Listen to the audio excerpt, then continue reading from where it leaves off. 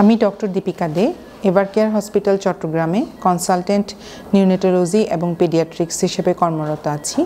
তো একটি বাচ্চা ডিসচার্জের পর বা ছুটি হয়ে যাওয়ার সময় আমরা মায়েদের বা প্যারেন্টসদেরকে কিভাবে এই বাচ্চার টেক কেয়ার করতে হবে, আফটার ডিসচার্জ কিভাবে এই বাচ্চার ওষুধ খাওয়াতে হবে বা রুটিন টেক কেয়ার করতে হবে, সেগুলো সব কিছুই কাউন্সেলিং করে দিই।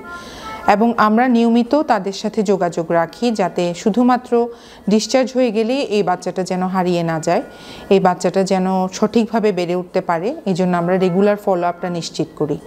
আমাদের হটলাইন নাম্বার আমরা সবসময় তাদেরকে প্রোভাইড করি, যেই হটলাইন নাম্বারে যে কোনো বিপদে তারা আমাদের ফোন করে আমাদের সাহায্য নিতে পারেন।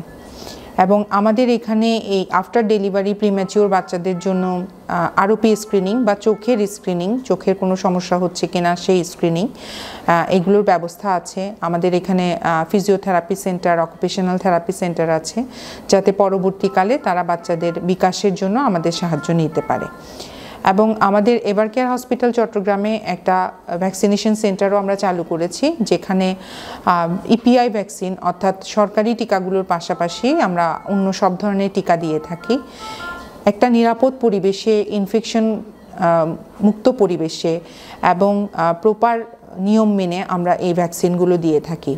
আমাদের ট্রেন্ড নার্সেস আছে যারা এই ভ্যাকসিনগুলো প্রোভাইড করে থাকেন, এবং আমরা নির্দিষ্ট দিনে রোগীদের সাথে যোগাযোগ করে যারা যেন এই ভ্যাকসিনগুলো সেফলি নিতে পারেন সেটার ব্যবস্থা করে থাকি। তো আমি বলতে চাই যে উন্নত বিশ্বের যে চিকিৎসাগুলো এই ধরনের নবজাতক শিশুদের জন্য প্রযোজ্য, তার সব চিকিৎসাই আসলে আমাদের এভারকেয়ার হসপিটাল চট্টগ্রামের নিউনেটাল টিম প্রোভাইড করে থাকে।